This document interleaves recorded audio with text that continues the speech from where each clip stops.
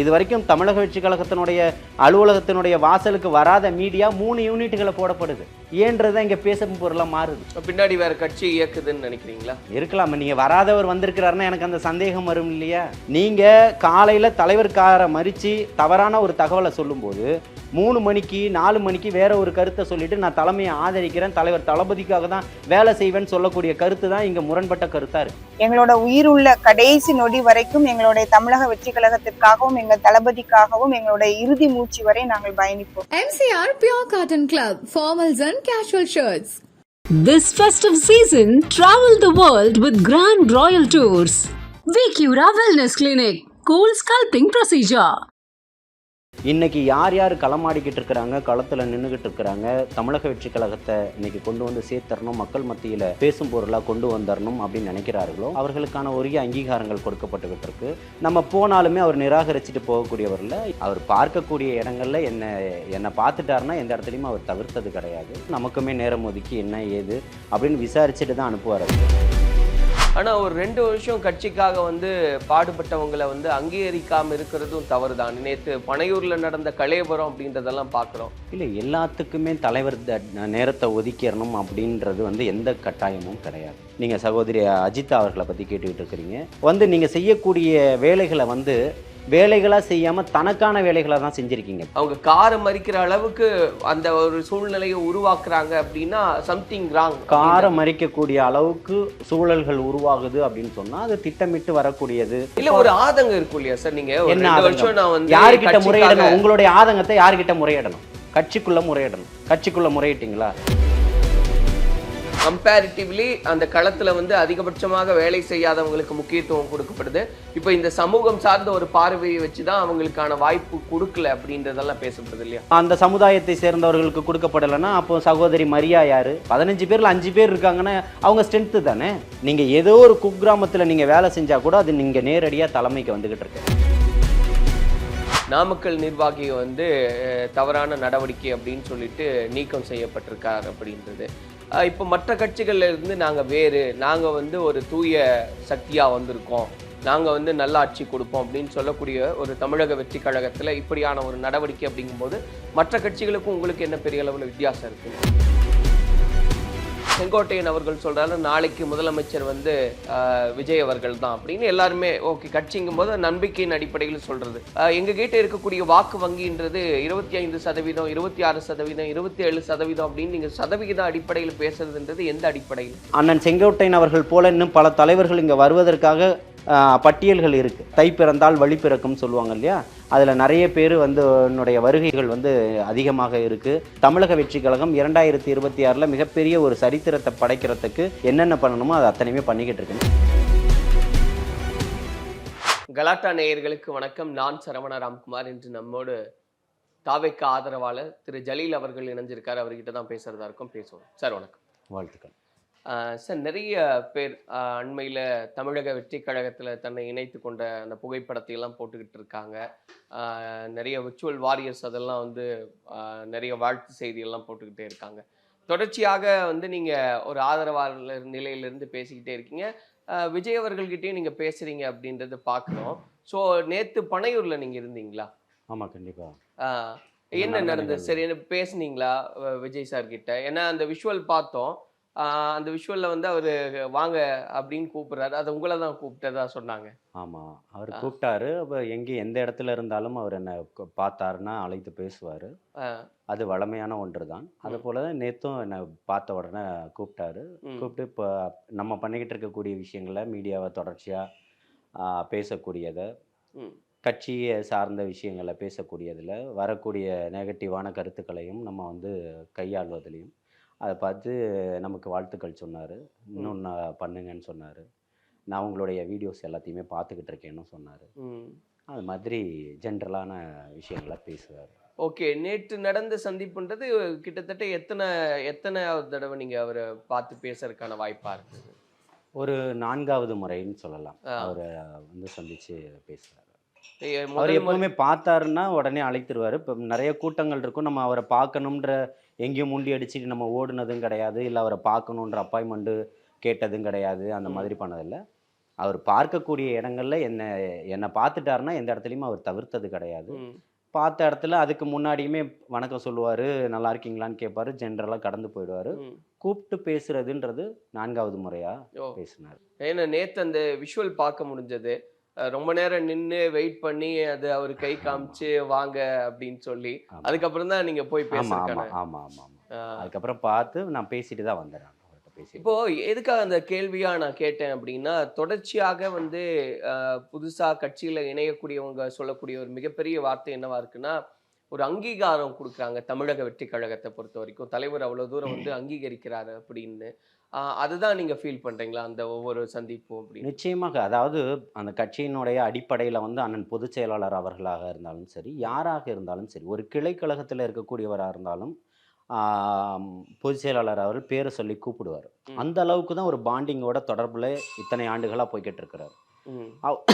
அவங்களுடைய மக்கள் இயக்கமாக இருப்பதற்கு முன்னாடியிலிருந்து இருக்கக்கூடிய நிர்வாகிகள் கூட இருக்கிறாங்க. இன்னைக்கு யார் யார் களமாடிக்கிட்டு இருக்கிறாங்க, களத்தில் நின்றுக்கிட்டு இருக்கிறாங்க, தமிழக வெற்றி கழகத்தை இன்னைக்கு கொண்டு வந்து சேர்த்தரணும், மக்கள் மத்தியில் பேசும் பொருளாக கொண்டு வந்துடணும் அப்படின்னு நினைக்கிறார்களோ, மக்கள் மத்தியில் எதிர்கட்சிகளினுடைய சூழ்ச்சிகளால் வரக்கூடிய கருத்துக்களை எப்படி நம்மலாம் என்னை போன்ற ஊடகவியலில் உட்கார்ந்து பேசக்கூடியவர்களாக இருக்கட்டும், அவர்களை வச்சு அதை களமாடுறார்களோ அவர்களுக்கான உரிய அங்கீகாரங்கள் கொடுக்கப்பட்டுக்கிட்டு இருக்கு. அவர்களோட தொடர்ச்சியாக பேச்சுவார்த்தை நடத்திக்கிட்டு இருக்கிறாங்க. இப்போ நான்லாம் வந்து குறைஞ்சபட்சம் வாரத்தில் ஒரு 2-3 நாள் கண்டிப்பாக பொதுச் செயலாளர் அவரை சந்திப்பேன், பேசுகிறதுக்கான வாய்ப்புகள் கிடைக்கும். நம்ம போனாலுமே அவர் நிராகரிச்சுட்டு போகக்கூடியவரில் எல்லாருக்குமே நேரம் ஒதுக்கும்போது நமக்குமே நேரம் ஒதுக்கி என்ன ஏது அப்படின்னு விசாரிச்சுட்டு தான் அனுப்புவாரை தவிர்த்து, அந்த மாதிரி தான் ஒரு கட்சிக்கான கட்டமைப்புகளை சரியான முறையில் கையாண்டு கொண்டு போகிறதும் வரக்கூடியவர்களை அரவணைப்பதும் தமிழக வெற்றி கழகம் நல்ல ஒரு மதிப்பை தான் ஏற்படுத்தியிருக்கு. இல்லை, நீங்கள் இதெல்லாம் சொல்லும்போது நிறைய கட்சியில் இணைந்தவர்களும் அதே தான் சொல்கிறாங்க. இந்த மாதிரி ஒரு அங்கீகாரம் அப்படின்றது பெரிய விஷயம். அவர் நிறைய கவனிக்கிறாரு, பாயிண்ட் அவுட் பண்ணுறாரு. இந்த மாதிரி இந்த விஷயம் எல்லாம் நான் உங்ககிட்ட கவனிச்சுக்கிட்டே இருக்கேன் அப்படின்னு ஒருத்தர்கிட்டையுமே அதை பேசுகிறாரு அப்படின்றதெல்லாம் சிறப்பான விஷயம்தான். ஆனால் ஒரு 2 வருஷம் கட்சிக்காக வந்து பாடுபட்டவங்களை வந்து அங்கீகரிக்காமல் இருக்கிறதும் தவறு தான். நேற்று பனையூரில் நடந்த கலேபரம் அப்படின்றதெல்லாம் பார்க்குறோம். கட்சியில் இவ்வளவு 2 வருஷமா அவங்க வந்து நிறைய வேலைகள் எல்லாம் செஞ்சுருக்காங்க தூத்துக்குடியில். அப்போ வந்து அவங்களுக்கான ஒரு டைம் கூட அவர் தலைவர் ஒதுக்கல, காரை மறிக்கிறாங்க. இந்த காட்சிகள்லாம் பார்க்க முடியுது. இல்லை, எல்லாத்துக்குமே தலைவர் நேரத்தை ஒதுக்கிடணும் அப்படின்றது வந்து எந்த கட்டாயமும் கிடையாது. நான் வந்து என்னுடைய விருப்பப்பட்டு ஒரு வேலைகளை செஞ்சுக்கிட்டு இருக்கேன். அந்த வேலைகள் வந்து அவரை போய் சென்றடையணும் முதல்ல. அதன் மூலயமா அவர்கள் ஈர்க்கப்படணும். நான் யாருக்காக வேலை செய்கிறேன்றது அவர்களுக்கு தெரியணும். அப்போ எதுவுமே தெரியுதா இல்லையான்றதுனால நீங்கள் பண்ணக்கூடிய பணிகளை வந்து எந்த இடத்துலையும் நம்ம தவறாக பதிவு பண்ணலை, செஞ்சுருக்கோம். நீங்கள் சகோதரி அஜிதா அவர்களை பற்றி கேட்டுக்கிட்டு இருக்கிறீங்க. ஏற்கனவே கடந்த காலங்களில் தலைமைக்கு எதிரான கருத்துக்களையும் அவர் முன் வச்சிருக்கிறாருன்றது எல்லா ஊடகவியலாளர்கள்கிட்டையுமே தெரியும். அத்தனை பத்திரிகை செய்திகளுமே தெரியும். வந்து நீங்கள் செய்யக்கூடிய வேலைகளை வந்து வேலைகளாக செய்யாமல் தனக்கான வேலைகளாக தான் செஞ்சுருக்கீங்க. கட்சி வேலைகளை வந்து தனக்கான ஒரு வேலைகளாக தான் நீங்கள் ஏற்படுத்திகிட்டு இருக்கீங்க. ஒரு கட்சி ஒரு போராட்டம் நடத்துது அப்படின்னு சொன்னால் அந்த போராட்டத்தை வலிமை சேர்க்கக்கூடிய விதமாக ஒரு கட்டமைப்போட அந்த யார் ஒரு பொறுப்பாளராக போடப்பட்டிருக்காங்களோ அவர்களோட இணைந்து நீங்கள் ஒரு கட்டுக்கோப்போடு நீங்கள் நடத்திக்கிட்டு இருந்தீங்கன்னா உங்களுடைய பார்வை அவர் தலைவருடைய பார்வையோ அண்ணன் பொதுச் செயலாளர் அவர்களுடைய பார்வையோ உங்கள் மீது அதிகமாக கவனம் ஈர்க்கப்படும். ஆனால் மக்கள் வந்து உங்கள் மீது ஒரு கவனத்தை ஈர்க்கணும் அப்படின்றதுக்காக நீங்கள் ஒரு போட்டியாக ஒரு போராட்டம் நடத்துவது, அவங்க ஒரு போராட்டம் நடத்தினா நம்ம ஒரு போராட்டம் நடத்துவது, நம்ம ஒரு போஸ்டர் ஓட்டுவது, இது எல்லாமே கட்சிக்கான ஒரு பிளவுதை தான் மக்கள் இடத்துல கொண்டு போய் சேர்க்கும். இவங்க ஒரு டீமாக இருக்காங்க, அவங்க ஒரு டீமாக இருக்காங்கன்றது தமிழ்நாட்டில் எந்த இடத்துலையுமே நீங்கள் பார்த்தீங்கன்னா அந்த மாதிரி ஒரு விஷயமே நடந்திருக்காது. கட்சியில் பல ஆண்டுகள் பயணிச்சிருப்பாங்க, ஆனால் இன்று வந்த ஒரு சிலருக்கு கூட முக்கியத்துவம் கொடுக்கப்பட்டிருக்கும். அது ஏன்றது பயணித்தவர்களுக்கு நல்லா தெரியும். அதை விட இவர் ஒர்க்கராக இருப்பார், அதிகமாக வேலை செய்யக்கூடியவராக இருப்பார். அப்போ அந்த இடத்த யாருக்கிட்ட கொடுத்தா அது ஆளுமையாக இருக்குமோ அதை வந்து தலைமை ரொம்ப தெளிவாக செஞ்சுக்கிட்டு இருக்கு. அதை பொதுச் செயலாளர் ரொம்ப கவனமாகவும் பார்த்து பண்ணிக்கிட்டு இருக்கிறார். அப்படிப்பட்ட இடத்துல நீங்கள் ஒரு விஷயத்தை தன்னிச்சையாக செஞ்சுட்டு அது தலைமைக்கானது தான்றதையும், தலைமையை விமர்சனம் செஞ்சு பேசுவதையும், தலைமையை தவறாக பேசுவதையும், தலைவர் தளபதி அவர்களை தவறாக பேசுவதையுமே வந்து கட்சி எப்படி அங்கீகரிக்கும்? இப்போது இன்னைக்கு ஒரு பெரியார் சிலைக்கு போய் மாலை போடுறோம்னு வச்சுக்கோங்களேன். தமிழக வெற்றி கழகத்தினுடைய சார்பாக இன்னைக்கு நடக்கக்கூடிய நிகழ்வில் நான் கடந்துக்கிட்டேன். பெரியாருடைய கருத்துக்களை முன்வைப்பேன். பெரியாரை எதற்காக கொள்கை தலைவர்களாக ஏற்றுக்கிட்டு இருக்கிறாங்க. அவர் கடவுள் மறுப்பை கொண்டு வந்தாலும் அதை தமிழக வெற்றி கழகம் ஏற்றுக்கலைன்றதை அந்த இடத்துல பதிவு பண்ணணும். அது வந்து தமிழக வெற்றி கழகத்துக்கானதாக தான் இருக்கணுமே தவிர்த்து தனிப்பட்ட ஜலீலுக்கானதா இருக்குது அப்படின்னு சொன்னா அதை எப்படி கட்சி அங்கீகரிக்கும்? இல்ல இது எப்படி நீங்க கிளாசிஃபை பண்ணுவீங்க? எனக்கு புரியலையே. இப்போ நீங்க நடக்குது அங்க ஒரு ஜலீல் ஒண்ணு சம்பவம் பண்றாரு, இப்போ பெரியார் சிலைக்கே மாலை போடுறாரு. அது வந்து அவர் ஜலீலுக்காக செஞ்சுக்கிட்டாரா இல்ல தலைவர் விஜய்க்காக செஞ்சாரான்றது எப்படி தெரியும்? நீங்க அடிக்கக்கூடிய அதாவது ஒரு போராட்டம் ஒன்று நடக்குது. அந்த போராட்டத்துல நாம் பங்கெடுக்கணும். அந்த போராட்டத்துல பேசணும். இப்போ வக்பு வாரியம் தொடர்பாக தமிழ்நாடு முழுக்க ஒரு போராட்டம் நடந்துகிட்டு இருந்தது. எல்லா இடத்துலையுமே ஒரு சில இடத்துல எனக்கு நிறைய இடத்துல இல்லை, சென்னையில் 2 இடத்துல கலந்துக்கக்கூடிய வாய்ப்புகள் கிடைச்சிது. காலையிலையும் மாலையிலையும் ஒரு இடத்துல அந்த நிகழ்வில் நான் பங்கெடுத்தேன், பேசினேன். ஆனால் கட்சி ஒன்று பண்ணுதுன்னு சொல்லிட்டு நான் தனிப்பட்ட முறையில் ஒரு 100 பேரையோ 500 பேரையோ 1000 பேரையோ கூட்டி ஒரு போராட்டத்தை நடத்தினேன் அப்படின்னா அதுதான் அங்கே தவறான ஒரு செயல்னு சொல்கிறேன். இல்லை இப்போ இதில் இருக்கக்கூடிய பிரச்சனையே நீங்கள் சொன்ன மாதிரி தலைவர் ஒருத்தங்களுக்கே நேரம் ஒதுக்கி அதை அட்ரஸ் பண்ண முடியுமான்றது அதுக்கு முடியாத காரியம். அது ஓகே. பட் அவங்க என்ன அந்த ட்ராக் ரெக்கார்ட் அப்படின்றத வந்து கவனிக்க வேண்டியது கட்சியும் கட்டமைப்பு சேர்ந்த விஷயம் தான் இல்லையா? அவங்க காரை மறிக்கிற அளவுக்கு அந்த ஒரு சூழ்நிலையை உருவாக்குறாங்க அப்படின்னா சம்திங் ராங். காரை மறிக்கக்கூடிய அளவுக்கு சூழல்கள் உருவாகுது அப்படின்னு சொன்னால் அது திட்டமிட்டு வரக்கூடியது, ஒரு செய்தியாக மாற்றணும்னு நினைக்கக்கூடியது.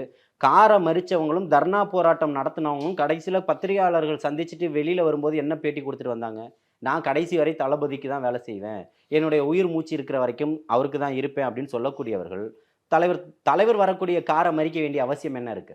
அது திட்டமிட்டு இல்ல ஒரு ஆதங்கம் இருக்கும் இல்லையா சார்? நீங்க என்ன வருஷம் நான் வந்து யாருக்கிட்ட முறையிடணும்? உங்களுடைய ஆதங்கத்தை யாருக்கிட்ட முறையிடணும்? கட்சிக்குள்ள முறையிடணும். கட்சிக்குள்ள முறையிட்டீங்களா? நீங்க பண்றது கட்சிக்கு தெரியாம இருக்கா? உங்களுக்கு ஒரு பொறுப்பு கொடுத்துருக்காங்க. உங்களுக்கு ஒரு பொறுப்பு கொடுத்து நீங்க இருங்கன்னு உங்களுக்கு சொல்லும் போது அதை நான் வந்து இப்போ எனக்கு என்ன அங்கீகாரம்னு எனக்கு தெரியும், அப்படிதானே? இப்போ வரக்கூடியவர்கள் போய் அவர் தலைவர் முன்னாடி நின்று ஒரு ஃபோட்டோ எடுத்துக்கிட்டாங்கன்றதுக்காக நான் கோவப்பட்டு எனக்கு வந்து ஃபோட்டோ தரலன்னு சொன்னால் அது வந்து அர்த்தமாயிடுமா? இல்லை. என்ன தலைவர் அவர்கள் பார்க்கக்கூடிய இடமெல்லாம் பார்க்குறாரு, பேசுகிறாரு. இதுதான் மிகப்பெரிய அங்கீகாரம். பொதுச் செயலாளர் அவர்கள் நாள்தோறும் நான் போகிறேன், சந்திக்கிறேன், பேசுகிறேன். நேற்று வரைக்கும் போகிறேன், வீட்டுக்கு போகிறேன், சந்திக்கிறேன், பேசுகிறேன். அதுக்கு முந்தின நாள் போகிறேன், அதுக்கு முந்தின நாள் போகிறேன். தொடர்ச்சியாக இப்போ ஒரு வாரமாக போய்கிட்டு தான் இருக்கிறேன். இன்றைக்கி தான் போகலை. அப்போ போகும்போதெல்லாம் நீங்கள் எந்த இடத்துல அதாவது கல்வி விருது விழா நடக்குதா, அவங்களுக்கு அவங்க கூட வரவங்களுக்கு அனுமதி கொடுக்கப்படுது. அவங்க நிராகரிக்கக்கூடியவர்களாக இருந்தால் பொதுக்குழு ஒன்று நடக்குது, எப்படி வரக்கூடிய எல்லாத்துலேயுமே அவங்க அங்கீகரிக்கப்படுறாங்க, உள்ளே வரப்படுறாங்க. அப்போ எந்த இடத்துல நீங்கள் நிராகரிக்கப்பட்டீங்க தலைமையால் அதை சொல்லுங்கன்னு கேட்குறேன். இல்லை இப்போ சமூக ரீதியாலாம் பார்க்குறாங்க, அவங்க வந்து மீனவ இதை சேர்ந்ததுனால வந்து அவங்கள புறக்கணிக்கிறாங்க. ஸோ கம்பேரிட்டிவ்லி அந்த களத்தில் வந்து அதிகபட்சமாக வேலை செய்யாதவங்களுக்கு முக்கியத்துவம் கொடுக்கப்படுது. இப்போ இந்த சமூகம் சார்ந்த ஒரு பார்வையை வச்சு தான் அவங்களுக்கான வாய்ப்பு கொடுக்கல அப்படின்றதெல்லாம் பேசப்படுது இல்லையா? இல்லை, அதாவது வேலை செய்யாதவர்களுக்கு தான் பொறுப்பு கொடுக்கப்படுதுன்னா சகோதரர் சாமுவேல் ராஜ் வந்து வேலை செய்யலைன்னு சொல்கிறீங்களா? கம்பேரிட்டிவ்லி அவங்க அப்படி அதான் நான் என்ன சொல்றேன், நீங்க கம்பேர் பண்ணலாம், அவங்க கம்பேர் பண்ணலாம். அவரு அந்த சமுதாயத்தை சேர்ந்தவர்களுக்கு கொடுக்கப்படலைன்னா அப்போ சகோதரி மரியா யாரு, பிரதீபா யாரு, இன்னொரு சகோதரி இருக்காங்க அவங்க யாரு, அண்ணன் கோல்டன் இருக்கிறாரு அவர் யாரு, எல்லாமே அந்த சமூகத்தை சார்ந்தவர்கள். ஆமா, அந்த 15 பேர்ல 4 பேர் 5 பேர் அந்த சமூகத்தை சார்ந்தவர்களே அங்க கொடுக்கப்பட்டிருக்குன்னா அது முக்கியத்துவம் கொடுக்கப்படுது இல்ல, 3ல் 1 பங்காயிடுது இல்ல. 15 பேர்ல 5 பேர் இருக்காங்கன்னா அவங்க ஸ்ட்ரென்த்து தானே. அப்போ யாரையுமே அங்கே நிராகரிக்க இல்லைல்ல. இந்த போன்ற ஒரு செய்திகளை தான் கட்டமைக்குது. அதாவது இது வரைக்கும் தமிழக வெற்றி கழகத்தினுடைய அலுவலகத்தினுடைய வாசலுக்கு வராத மீடியா 3 யூனிட்டுகளை போடப்படுது. ஏன்றதான் இங்கே பேசும் பொருளாக மாறுது. பின்னாடி வேற கட்சி இயக்குதுன்னு நினைக்கிறீங்களா? இருக்கலாம். நீங்கள் வராதவர் வந்திருக்கிறாருன்னா எனக்கு அந்த சந்தேகம் வரும் இல்லையா? புரியுதுங்களா? அதாவது சகோதரி முன்வைக்கக்கூடிய கருத்துக்கள் இப்பவும் சொல்கிறேன், உங்களுடைய வேலைகள் தொடர்ச்சியாக நல்லதாவோ கெட்டதாவோ யார் எது செய்தாலும் அது தலைமைக்கு நிச்சயமாக தெரியும். ஏன்னா எல்லாமே இன்னைக்கு ஊடகங்கள் இன்னைக்கு பதிவு செஞ்சுக்கிட்டு இருக்கு. எதையுமே மறைச்சு கொண்டு போயிட முடியாது. நீங்கள் ஏதோ ஒரு குக்கிராமத்தில் நீங்கள் வேலை செஞ்சால் கூட அது நீங்கள் நேரடியாக தலைமைக்கு வந்துக்கிட்டு இருக்கு. நான் செய்யக்கூடிய வேலைகளை எல்லாம் மீடியாக்களில் பேசக்கூடியதெல்லாம் டெய்லியுமே எடுத்து தலைவர் தளபதி அவருடைய நம்பர் என்கிட்ட கொடுத்து நான் அனுப்பி வச்சுக்கிட்டா பார்த்துக்கிட்டு இருக்கிறாரு. இல்லை, இன்னைக்கு ஊடகங்கள் அந்த மாதிரி அவ்வளோ வேகமாக போய்கிட்டு இருக்கு. இன்னைக்கு மெயின் ஸ்ட்ரீம் மீடியான்னு சொல்லக்கூடியதை விட மிஞ்சிருச்சு இன்னைக்கு யூடியூப் சேனல்கள் எல்லாமே. உடனுக்குடனே செய்திகளை கொண்டு போய் சேர்த்துக்கிட்டு இருக்கு. இன்னைக்கு அந்த செய்திகள் ஒரு பக்கம் அடுத்த நிமிஷம் ஒரு அரை மணி நேரத்தில் அந்த செய்திகள் போயிட்டாலும் இந்த மாதிரி யூடியூப் மீடியாக்களில் போடக்கூடிய செய்திகள் ஒரு வாரம் 1 மாதம் ஆனாலும் அதில் தான் இருக்குது. அதை உடனே போய் பார்க்கக்கூடிய அளவுக்கு ரொம்ப எளிமையாயிடுச்சு. அப்போ ஒருத்தருடைய கருத்துக்களையும் உழைப்புகளையும் யாரும் ஏமாத்திட முடியாது. அப்போ உங்களுக்கு ஏன் இந்த பிரச்சனைன்றதை நீங்கள் யோசிக்கணும். நீங்கள் காலையில் தலைவர் மறித்து தவறான ஒரு தகவலை சொல்லும்போது 3 மணிக்கு 4 மணிக்கு வேற ஒரு கருத்தை சொல்லிட்டு நான் தலைமையை ஆதரிக்கிறேன், தலைவர் தளபதிக்காக தான் வேலை செய்வேன்னு சொல்லக்கூடிய கருத்து தான் இங்கே முரண்பட்ட கருத்தாக இருக்குது. நீங்கள் கொண்ட கொள்கையில் உறுதியாக இருக்கணும். உங்களுடைய கருத்துக்களில் தெளிவு இல்லை. உங்களுடைய கருத்துக்கள் சகோதரி அஜிதா அவர்கள்ட்ட கடந்த காலங்களில் 1 வருஷத்துக்கு முன்னாடி திருநெல்வேலி மாவட்டத்தை சேர்ந்த மாவட்ட செயலாளரான அண்ணன் இறந்துட்டாரு. இன்னைக்கு சஜி அவர்களுடைய தலைமையில் இருக்கும்போது அவர்கள்ட்ட என்னையே பேச்சுவார்த்தைக்காக அனுப்பியிருக்காங்க. அப்பவுமே என்ன சொல்லப்பட்டதோ அவங்களுக்கான பொறுமை தான். இப்போ அன்னையிலிருந்து இன்னைக்கு பார்த்தோன்னா இன்னைக்கு தான் தூத்துக்குடி மாவட்டத்துக்கு பொறுப்பாளர்கள் போடப்பட்டிருக்கு. இன்னைக்கு அதை விட இன்னும் அதிகமான ஒரு பொறுப்பை கூட மாநில லெவலில் கூட ஒரு பொறுப்பு அவர்களுக்கு கொடுப்பதற்கான ஒரு நேரம் காலமாக கூட தலைமை எடுத்துக்கிட்டு இருக்கலாம். ஆனால் நீங்கள் அந்த கொள்கையில் சரியா இல்லையே. எதிர்த்தீங்கன்னா நீங்கள் எதிர்த்துருங்க, ஆதரவுனா ஆதரவாக இருந்துருங்க. இல்லையே, உங்களுடைய கொள்கை தப்பாக இருக்கே, கருத்துக்கள் முரண்பாடாக இருக்கே. இப்போ இந்த விவகாரத்துல அவங்களுக்கு கால அவகாசம் கொடுக்கப்பட்டிருக்கா என்னன்றது நாங்க பேசி முடிவு செய்வோம். நிச்சயமா நம்ம உடனே பொதுச் செயலாளர் இந்த காலகட்டத்திலையும் நீங்க காரை மறிச்சிருந்தாலும் தர்ணா போராட்டம் நடத்தியிருந்தாலும் உங்களை தலைமை நிராகரிக்கல. உடனே சகோதரர் சிடிஆர் நிர்மல்குமார் அவர்கள் மூலியமா தகவல் சொல்லப்பட்டு அதை பேசியிருக்கு. அதே தூத்துக்குடி மாவட்டத்தை சேர்ந்த அதே சமூகத்தை சேர்ந்த அண்ணன் கிஷோர் அவர்களுமே போய் பேசியிருக்கிறாரு. அப்போ பேசி அவங்க ஒரு விஷயத்த சொல்கிறாங்க. அதை சகோதரி அஜிதா அவர்கள் ஏற்றுக்கணும். அந்த நேரத்தில் ஏற்றுக்கலை. மீண்டும் திரும்பவும் பேசப்படுது. மீண்டும் பேசப்பட்ட பிறகு நான் இதை ஏற்றுக்கிறேன்னு சொல்கிறாங்க. அவர்கள் கருத்து தான் முரண்பாடாக இருக்கே தவிர தமிழக வெற்றி கழகம் தலைமை ரொம்ப தெளிவான ஒரு பார்வையில் தான் இருக்குது. இல்லை, இதுவுமே ஒரு தவறான விஷயம் இல்லையா? இப்போ நீங்கள் சொன்ன மாதிரி அவங்களோட ட்ராக் ரெக்கார்டு நம்ம பார்க்குறோம். அவங்களுக்காக தான் பணி செஞ்சுக்கிட்டாங்களே தவிர கட்சிக்காக செய்யலை. தலைவருடைய காரை மறிக்கிறாங்க, தர்ணா பண்ணுறாங்க. அப்படிங்கும்போது ஒரு கட்சி விருப்பு வெறுப்பு இல்லாமல் நடவடிக்கை தானே எடுக்கணும். கால அவகாசம் கொடுத்தா இது மற்றவங்களுக்கு தவறான ஒரு உதாரணமாக மாறாதா? தவறான உதாரணமாக மாறாதான்றது இல்லை. இனி ஒரு சகோதரி அவர்கள் மறிக்க மாட்டாங்களா? இல்லை, சகோதரி அவர்கள் இந்த செயல் தவறாக இருக்கலாம். அதற்கு முன்னாடி அவர்கள் வேலையும் செஞ்சிருக்கிறாங்க. தலைமை அதை கருணை உள்ளத்தோட கூட பார்க்கலாம் இல்லையா, அதை எடுத்துக்கலாம் இல்லையா? இல்ல, இப்ப நீங்க சொன்னப்போ அவங்களுக்காக தான் அந்த வேலையை செஞ்சிருக்காங்கன்னு சொல்றீங்க. இதுலயே முரண் வந்துருது. அவங்களுக்காக தனிப்பட்ட முறையில செஞ்சது தவறு தான். அதுல எனக்கு எந்த விதமான மாற்று கருத்தும் இல்லை. அது என்னுடைய கருத்து. தனிப்பட்ட முறையில சகோதரி செஞ்சது தப்பு தான். அவர்கள் கட்சிக்காக பண்ணியிருக்கணும். அப்ப கட்சி நடவடிக்கை எடுக்கணுமா இல்லையா? கட்சி அதை தான் சொல்றேன். நீங்க வேணும்ன்றத உங்களுடைய உழைப்பை பார்க்குது, நீங்க வேணும்னு நினைக்குது, உங்களை நிராகரிக்க கூடாதுன்னு நினைக்குது. அதனால தானே நீங்கள் வரக்கூடிய அத்தனை நிகழ்வுகளுக்கும் உங்களுக்கு அழைப்பு கொடுக்கப்படுது. நீங்கள் வரீங்க. உங்கள் மீது கோபம் இருக்கலாம், வெறுப்பு இல்லையே. ரெண்டத்துக்கு வித்தியாசம் இருக்குல்ல. நீங்கள் அந்த பக்கம் உட்கார்ந்துருந்தாலும் தலைவர் வாழ்க, தளபதி வாழ்க, தமிழக வெற்றி கழகம் வளர்கன்றதான் உங்களுடைய கோஷங்களாக இருக்குது. ஆனால் அந்த இடத்துல நீங்கள் தன்னை முன்னிலைப்படுத்திக்கிட்டு இருக்கிறீங்க. இதுதான் தவறு, வேற ஒன்றும் கிடையாது. ஸோ இது சீக்கிரமாக தீர்க்கப்படும் அப்படின்றத உங்களுடைய பார்வை. நிச்சயமாக இது ஒரு பெரிய இது உள்கட்சியில் நடக்கக்கூடிய எல்லா இடத்துலையும் உள்ளது தான். வேறு எந்த மாவட்டங்கள் இப்போ மற்ற கட்சிகள் 38 மாவட்டங்கள் போட்டிருக்கிறாங்க இல்லையா, 36 மாவட்டங்கள் கிட்ட போட்டிருக்கிறாங்க. இங்கே 120க்கும் மேற்பட்ட மாவட்ட செயலாளர்கள் போட்டிருக்கிறாங்க. நேற்று தூத்துக்குடி மாவட்டமே அறிவிக்காத ஒரு சூழலில் 6 தொகுதிகளுக்கு 5 தொகுதிகளுக்கு ஒரு தொகுதிக்கும் ஒரு மாவட்ட செயலாளர் என்ற எண்ணிக்கையில் போடப்பட்டிருக்குது. அப்படியெல்லாம் கட்டமைப்புகளை உருவாக்கி அதை இப்போ வரக்கூடிய காலகட்டத்தை இன்னும் பலப்படுத்திக்கிட்டு இருக்கு தமிழக வெற்றி கழகம். அப்போ நமக்கான வாய்ப்புகள் எப்போ வருன்றது தான் உங்களுக்கான. நீங்கள் வேலையை செஞ்சுக்கிட்டு தான் இருந்திருக்கணும். நீங்கள் ஒரு விஷயத்தை எதிர்பார்த்துக்கிட்டு இருந்திருக்கக்கூடாது. உங்களுக்கு எதிர்பார்ப்புகள் இருக்கலாம், அது இப்போ தான் நடக்கணுன்ற கட்டளை நீங்கள் இட முடியாது. அது தலைமை தான் ஏற்படுத்தும். அதுக்காக தான் அண்ணன் பொதுச் செயலாளர் இருக்கிறாங்க. யார் யாருக்கு என்னென்ன பொறுப்புகள் வழங்கணுமோ அவர் எல்லாத்துக்குமே வழங்கிக்கிட்டு இருக்கிறாங்க. கிடைக்காதவங்க சில பேர் விமர்சனங்கள் செஞ்சுக்கிட்டு இருக்கிறாங்க. அவர் எதை பற்றியுமே கவலைப்படுறதில்ல.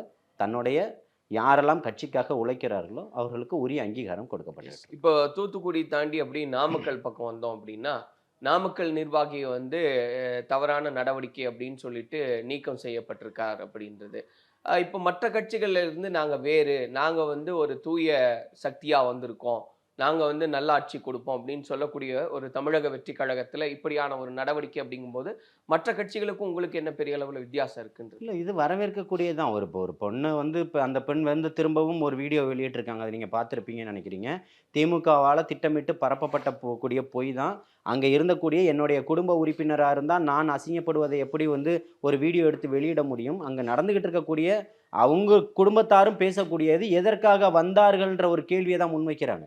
அந்த வீடியோவை தான் அங்கே தவறாக ஒரு விஷயம் நடக்கிறதே எந்த இடத்துலையுமே காட்டப்படலை.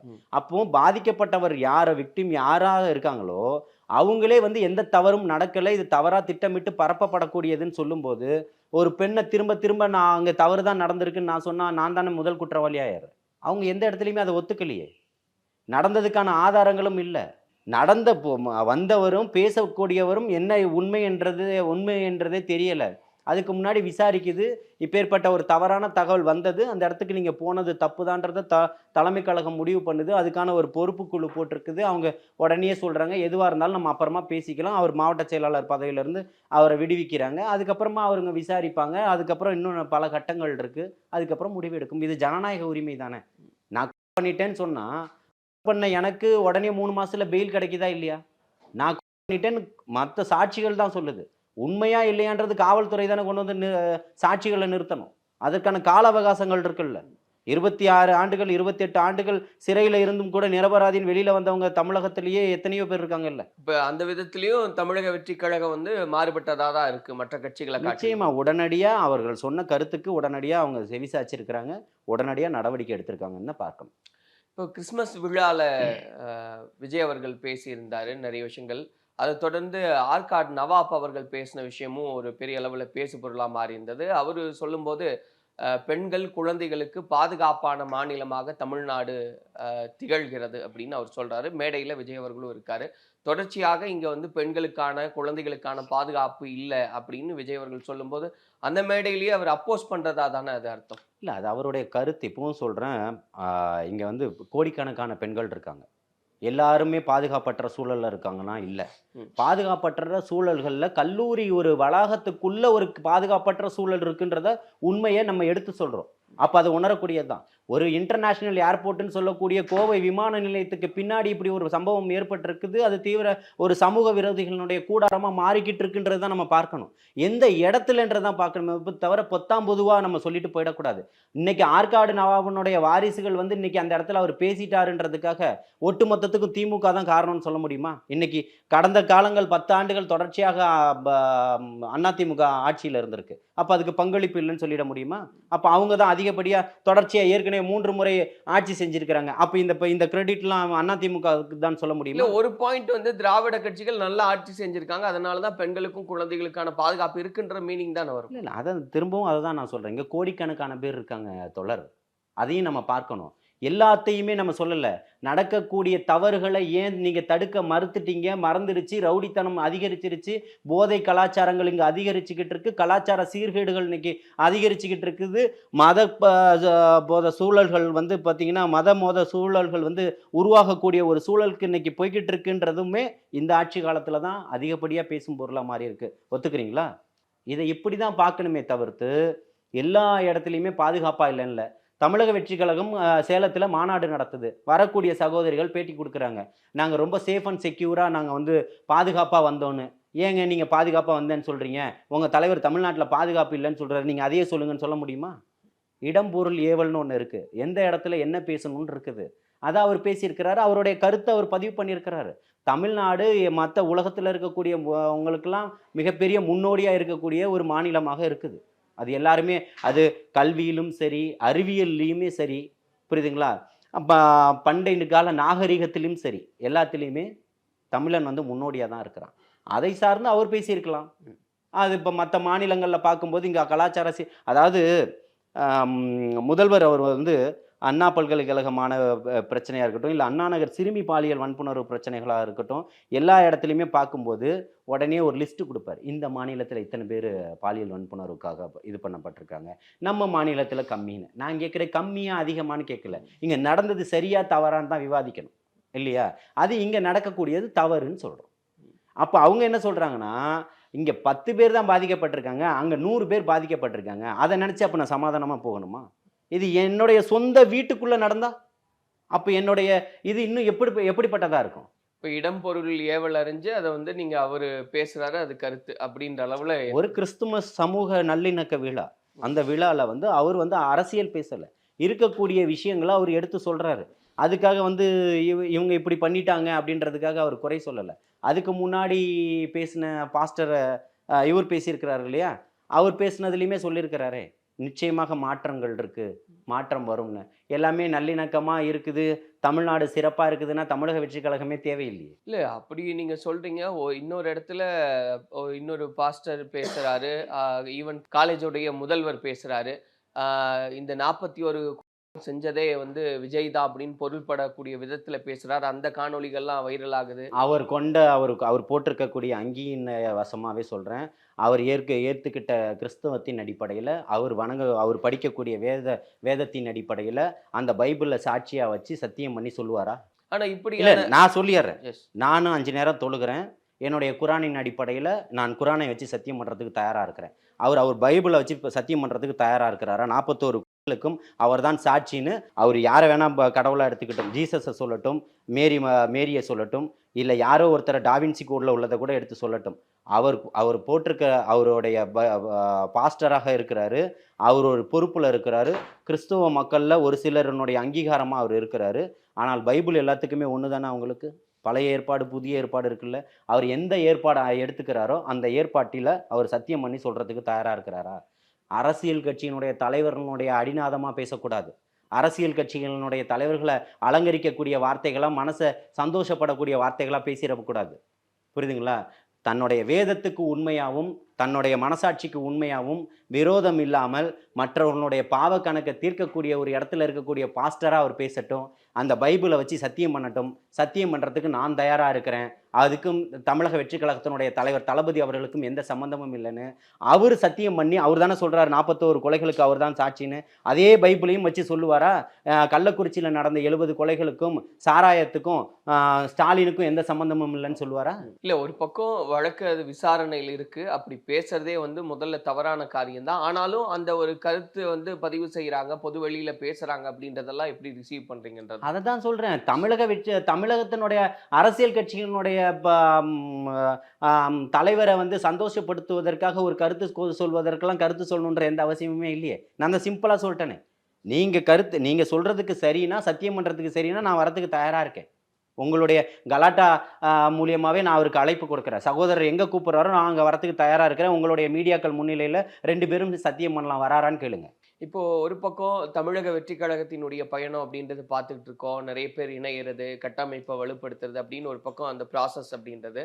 இன்னொன்னு செங்கோட்டையன் அவர்கள் சொல்றாரு, நாளைக்கு முதலமைச்சர் வந்து விஜய் அவர்கள் தான் அப்படின்னு. எல்லாருமே ஓகே, கட்சிங்கும் போது நம்பிக்கையின் அடிப்படையில் சொல்றது, அது புரிஞ்சுக்க முடியுது. ஆனா எங்க கிட்ட இருக்கக்கூடிய வாக்கு வங்கின்றது 25%, 26%, 27% அப்படின்னு நீங்க சதவிகித அடிப்படையில் பேசுறதுன்றது எந்த அடிப்படையில்? எங்கள்கிட்ட என்ன உறுப்பினர் இருக்காருங்கன்னு யாருக்கு தெரியும்? எங்களுடைய கட்சிகள்ல இப்போ என் வீட்டில் 10 ஓட்டு இருக்குன்னு நான் சொல்றேன்னா எதை வச்சு தெரியும்? எங்க அப்பா அம்மா, அண்ணன் தம்பிங்க, என் தாத்தா பாட்டி, எங்க அத்தை, இல்லை என் குடும்பத்தில் எனக்கு இப்போ எங்கள் வீட்டில் எடுத்தீங்கன்னா 8 ஓட்டு இருக்கு. என்னுடைய அப்பா அம்மா, என்னுடைய அண்ணனுங்க, 3 அண்ணன், 3 அக்கா, தம்பி அப்படின்னும் போது 8 ஓட்டுகள் ஆயிடுது. அதை தானே நான் பேச முடியும். அப்போ என்னுடைய அந்த அந்த அத்தனை எண்ணிக்கையும் ரேஷன் கார்டில் இருக்கும்ல. அதன் அடிப்படையில் தமிழக வெற்றி கழகத்தில் எத்தனை உறுப்பினர்கள் இருக்காங்கன்றது தெரியும்ல. இப்போ என்னுடைய குடும்பம் சார்ந்த ஓட்டுகள் அத்தனையும் நான் இன்னைக்கு வரக்கூடிய காலகட்டத்தில் தமிழக வெற்றி கழகத்துக்கு தான் நான் செலுத்துவேன். நான் உறுப்பினர் அட்டை எடுத்துட்டேனான்ற கேள்வி இருக்கு இல்ல. இதே போல பல பேர், பல லட்சக்கணக்கான மக்கள் எடுக்காமலே இருக்காங்கல்ல. அந்த மாதிரி ஒரு எண்ணிக்கை தெரியும். ஒரு கருத்து கணிப்புன்னா நாங்க வந்து திமுக குடும்பத்துல உள்ளவங்க இங்க ஓட்டு போடுவாங்கன்னு சொல்லல. இன்னைக்கு அந்த சூழல்கள் இன்னைக்கு உருவாயிருக்குன்றத சொல்றோம். திமுக குடும்பத்திலேயே இன்னைக்கு அந்த மாதிரி மாற்றங்கள் இருக்கு. இல்ல அது எப்படி பெர்சன்டேஜ் கால்குலேஷன் வரீங்கன்றதான் கேட்கிறேன். இப்போ நீங்க வந்து உறுப்பினரா பதிவு செஞ்சிருக்காங்க, இவ்வளவு பேர் பதிவு செஞ்சிருக்காங்க, நாங்க ஒரு இலக்கை வச்சு நாங்க போயிட்டு இருக்கோம்னாலும் கூட இது 25, 26, 27 அப்படின்னு நீங்களே அதை எக்ஸாசரேட் பண்றீங்களா? இல்ல நான் வந்து ஆரம்ப காலகட்டத்தில் முதல் மாநாடு நடப்பதற்கு முன்னாடியே 16% 18% வாக்குகள் அவருக்கு இருக்குன்றத நான் என்னுடைய கருத்தின் அடிப்படையிலும் அவரோட உறுப்பினர்களுடைய அடிப்படையிலும் அங்கே வர இவ்வளோ கூட்டங்கள் வரும் அப்படின்றதுலையும், சிறுபான்மை மக்களுடைய வாக்குகள் இவ்வளவு சிதறும் அப்படின்றதுலையும், ஏன்னா சிறுபான்மை மக்கள் மிகப்பெரிய ஒரு இயக்கத்தில் இருந்தாங்க. குறிப்பாக இஸ்லாமிய சமூகம் தொடர்ச்சியாக ஏமாற்றப்பட்டுக்கிட்டே இருந்துச்சு. அப்படிப்பட்ட ஒரு காலச்சூழல்களில் அந்த கருத்தை நான் வந்து சொன்னேன். 16% 18% அவருக்கு வாக்குகள் இருக்குன்னு. அதை வந்து நிறைய பேர் ஏற்றுக்க மறுத்தாங்க. 2வது மாநாடு அப்போ 20% வாக்குகள் இருக்குன்றத கொண்டு வந்தாங்க. ஒரு மூத்த பத்திரிகையாளரான ஒருத்தர் தனியாக அந்த பத்திரிகையிலேருந்து வெளியில் வந்து இன்னைக்கு அவரும் ஒரு யூடியூப் நடத்திக்கிட்டு இருக்கிறாரு. அவர் முதல்ல ஒரு கருத்துக்கள் வெளியிடுறாரு. அப்போ அவருக்கு கிடைக்கக்கூடிய சதவீதத்தினுடைய அடிப்படையில் 20%. ஆனால் நான் அதை ஏற்றுக்கல. ம். கருத்துக்களினுடைய அடிப்படையில் வந்த சதவீதத்தை அவருடைய தொலைக்காட்சியிலேயே அந்த வலையொலியிலேயே அவர் போடுறாரு. அதையுமே அவர் ஏற்றுக்கலன்றாரு. ம். எந்த அடிப்படையில் இவ்வளவு சதவீதம் வாக்குகள் வந்திருக்கோ அதை தான் ஏற்றுக்கல. நான் வந்து 6லிருந்து 8% தான் கொடுப்பேன்னு சொல்றாரு. ஆனால் மீண்டுமே ஒரு கருத்து கணிப்பு எடுக்கப்பட்டு 2வது முறையாகவும் இதே தான் வருது. அதை நான் ஏற்றுக்கிறேன் 20% இருக்குன்னு அவர் சொல்லும்போது அப்போ 26% தொட்டுருச்சு. இல்ல அவர் இன்னொன்னும் சொல்றாரு, நீங்க ஓட் பேங்க் அதிகமாகும், அதுல மாற்று கருத்து இல்ல. ஆனா அது வெற்றி வாய்ப்பா மாறுமா, ஒவ்வொரு தொகுதியிலையும் அது வெற்றி இலக்கா மாறுமான்றது சந்தேகம் தான்றதையும் அவர் பதிவு செய்றாரு. அதுல மாற்று கருத்தே இல்லை. ம். அதாவது எனக்கு 25% இருக்கு அப்படின்னு சொன்னா இருக்கக்கூடியவர்கள் 25% அடுத்து இருக்கக்கூடிய 75% பங்கு போடும்போது யாரோ ஒரு இடத்துல இருக்கும்போது அது 25.1% இருக்கக்கூடியவர்கள் கூட வெற்றி பெறுவதற்கான வாய்ப்புகள் இருக்கு. அவருடைய கருத்தை நான் வந்து குறைத்து மதிப்பிடலை. அவருடைய கருத்தை நான் குறையும் சொல்லலை. தெளிவான கருத்துக்களை சொல்லுங்கன்னு தான் நம்ம சொல்றோம். இப்போ 30% வாக்குகள் எப்படி இருக்குன்றதும் இன்னைக்கு இன்னும் அண்ணன் செங்கோட்டையன் அவர்கள் போல இன்னும் பல தலைவர்கள் இங்க வருவதற்காக பட்டியல்கள் இருக்கு. புரியுதுங்களா? இந்த மாச கடைசிலேயோ இல்லை தை பிறந்தால் வழி பிறக்கும்னு சொல்லுவாங்க இல்லையா? அதில் நிறைய பேர் வந்து என்னுடைய வருகைகள் வந்து அதிகமாக இருக்கு. நிச்சயமாக இந்த இலக்குகள் வந்து மாறும். இந்த தமிழக வெற்றி கழகம் 2026ல் மிகப்பெரிய ஒரு சரித்திரத்தை படைக்கிறதுக்கு என்னென்ன பண்ணணுமோ அது அத்தனையுமே பண்ணிக்கிட்டு இருக்குன்னு சொல்றேன். இப்போ தாவேகா தவிர்த்து மற்ற கட்சிகள் அப்படின்னு பார்க்கும்போது ஒரு கட்டத்துல எல்லாருமே வேகம் எடுக்கிறாங்க இன்னுமே அப்படின்னு பார்க்குறோம். திமுக தேர்தல் அறிக்கையை தயார் பண்றதுக்கான குழுக்கள் எல்லாம் அமைக்கிறாங்க. ஒரு பக்கம் அதிமுக, பாஜக அப்படின்னு நம்ம பார்க்கும்போது பியூஷ் கோயல் வருகை அவங்க பேசுறாங்க. இன்னொன்னு அதுல அடிஷ்னலா நம்ம பார்க்கும்போது உங்களுக்கான அழைப்பு அப்படின்றது, ஏன்னா திமுக தான் குறி அப்படிங்கும்போது எங்களுக்கும் அதான் குறி வாங்க அப்படின்னு அவங்களுடைய அழைப்பை எப்படி பார்க்குறீங்க? ஏன்னா திரும்ப திரும்ப அந்த அழைப்பை அவங்க வைக்கிறாங்க இல்லையா? இல்லை, அது வந்து அறிஞர் அண்ணா அவர்கள் சொன்னது போல குஷ்டரோகியின் கையில் இருக்கக்கூடிய வெண்ணெய்க்கு சமமானது தான். ஒரு மதவாத முதல்ல கொண்டு வந்து இங்கே திணிக்கணும்னு சொல்லிட்டு இந்த மாநிலத்தில் ஒரு சமூக நல்லிணக்கமாக வாழ்ந்துக்கிட்டு இருக்கக்கூடிய தமிழகத்தில் கொண்டு வந்து பாஜக வந்து ஒரு மதவாத போக்கை தான் இன்றைக்கி கையாண்டுகிட்டு இருக்கக்கூடியதுக்காக திமுகவை எதிர்க்கிறோன்ற பேரில் அவர்களை ஆதரித்து உள்ளே கொண்டு வரணுன்ற கொள்கை ரீதியான அடிப்படையில் அவர்கள் எதிரின்றதில் ரொம்ப கட்டமைப்போட தெளிவாக இருக்கிறாரு தலைவர் தளபதி அவர்கள். அதில் எந்த மாற்று கருத்துமே கிடையாது. நீங்கள் வந்து உங்களுக்கு வந்து இன்னைக்கு 4 சீட்டு இருக்குது, நீங்கள் இன்னைக்கு 10 சீட்டாக வரணும், இன்னைக்கு உங்களுடைய திட்டங்கள் எல்லாம் பிஜேபியினுடைய திட்டங்கள் எல்லாம் இந்த 5 ஆண்டு திட்டங்கள் கிடையாது. எல்லாம் 100 ஆண்டு காலம் 50 ஆண்டுகள் திட்டம் தான் இங்கே இருக்கும். இன்னும் 20 வருஷம் கழிச்சு ஆட்சியை தமிழகத்தில் அமைப்போமான்ற திட்டங்கள் தான் அவர்கிட்ட இருக்குமே தவிர்த்து இன்னைக்கு 4 சீட்டு இன்னைக்கு 10 சீட்டாக மாறாதுன்ற கனவு தான் இருக்கும். அப்போ ஓடக்கூடிய குதிரை ஏதோ அதில் ஏறணும், சவாரி செய்யணுன்றது தான் இருக்கும். இதுக்கு முதல் வித்திட்டவர் கருணாநிதி அவர்கள் தான். அதில் மாற்று கருத்தே கிடையாது. இப்போ அதே மாதிரி ஒரு சூழலை இவர்கள் உருவாக்கிடணும், இந்த குதிரையில் பயணம் செய்யணும். இன்னைக்கு ஜெயிக்கக்கூடிய கட்சியாக தமிழக வெற்றி கழகம் தான் உருவெடுத்திருக்கின்றது. இன்னைக்கு ஆளும் கட்சியான அவர்களுக்கே தெரிஞ்சிருக்குது. ஆனால் அவர்கள் வந்து அதிமுகவோட ஒரு கூட்டணியை வச்சுக்கிட்டு மிகப்பெரிய ஒரு பிளே பண்ணுற மாதிரி நாங்கள் வந்து ஒரு 100 சீட்டை நாங்கள் போட்டியிடுவோன்ற மாதிரி ஒரு கருத்தின் அடிப்படையில் பிஎஸ் கோயில் அவர்கள் சொன்னதாக நயினார் நாகேந்திரன் இந்த பாஜகவினுடைய ஒரு தலைமையத்திலிருந்து ஒரு பேட்டியை கொடுக்குறாரு. அது முற்றிலும் அவர் வந்து பகல் கனவு காண்டுகிட்டு இருக்கிறாரு. எங்களுக்கு ஜெயிக்கிறதுக்கான ஒரு வாய்ப்புகள் கிடைச்சாலும் எங்களுக்கான எதிர்ப்பை நாங்கள் நிச்சயமாக பதிவு செய்வோமே தவிர்த்து அதற்காக ஒரு பாசிசவாதியோட கூட்டு சேர்ந்து இன்னொருத்தரை வீழ்த்தணுன்ற எண்ணம் இல்லை. ஒருத்தரை வீழ்த்தணுன்றதுக்காக பாசிசத்தை ஆதரிக்கணுன்ற எந்த எண்ணமும் எங்களுக்கு இல்லை. தமிழக வெற்றி கழகத்தினுடைய தலைமையை ஏற்று அதிமுக வருமானது உங்களுக்கு தெரியும். அது மிகப்பெரிய $1 மில்லியன் கொஸ்டின்ஸு. அதனால அது ரெண்டும் ஆகாதவங்க ஊருக்கு போகாதவங்க சொல்லக்கூடிய வழிகள் தானே தவிர்த்து வேற ஒன்றும் கிடையாது. தமிழக வெற்றி கழகம் நல்ல ஒரு முற்போக்கு சிந்தனையோட ஒரு தெளிவான ஒரு கட்டமைப்பை உருவாயிருக்கு. இன்னும் நிறைய கட்சிகளும் கட்சியை சார்ந்தவர்களும் திமுக கூட்டணி அன்னைக்கே சொன்ன உடையக்கூடிய வாய்ப்புகள் இருக்குன்றது நிச்சயமாக உடைய போகுது. தமிழக வெற்றி கழகத்தை நோக்கி பல கட்சிகள் படையெடுக்க காத்துக்கிட்டு இருக்குது.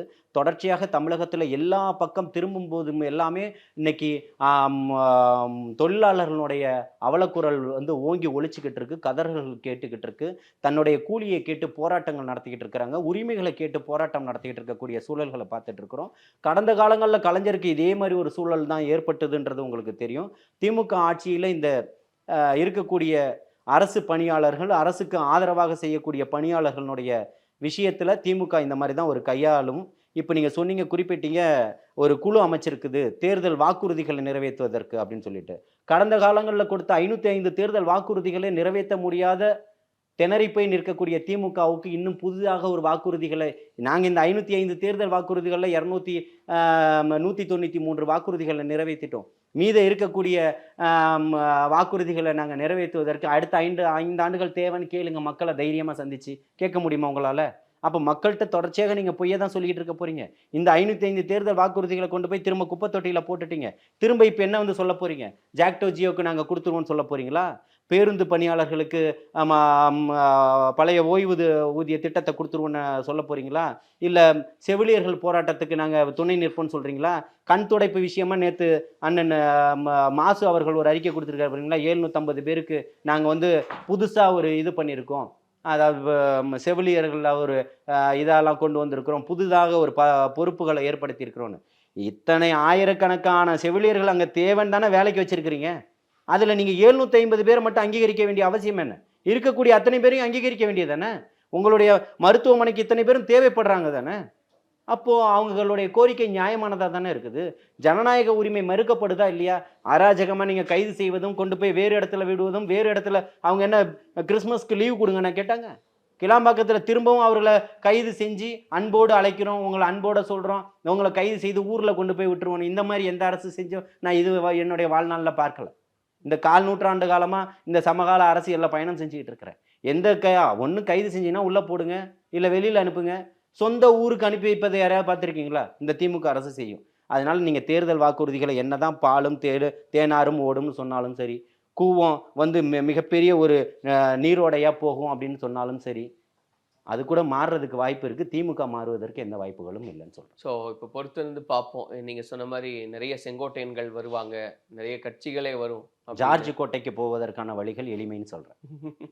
ஸோ பொறுத்திருந்து பார்ப்போம் என்னெல்லாம் நடக்குதுன்னு. அதை ஒட்டி நிறைய விஷயங்களை பேசலாம் பிரதர். நன்றி, வாழ்த்துக்கள். MCR Pure Cotton Club, formals and casual shirts. This festive season, travel the world with Grand Royal Tours. Vicura Wellness Clinic, cool sculpting procedure.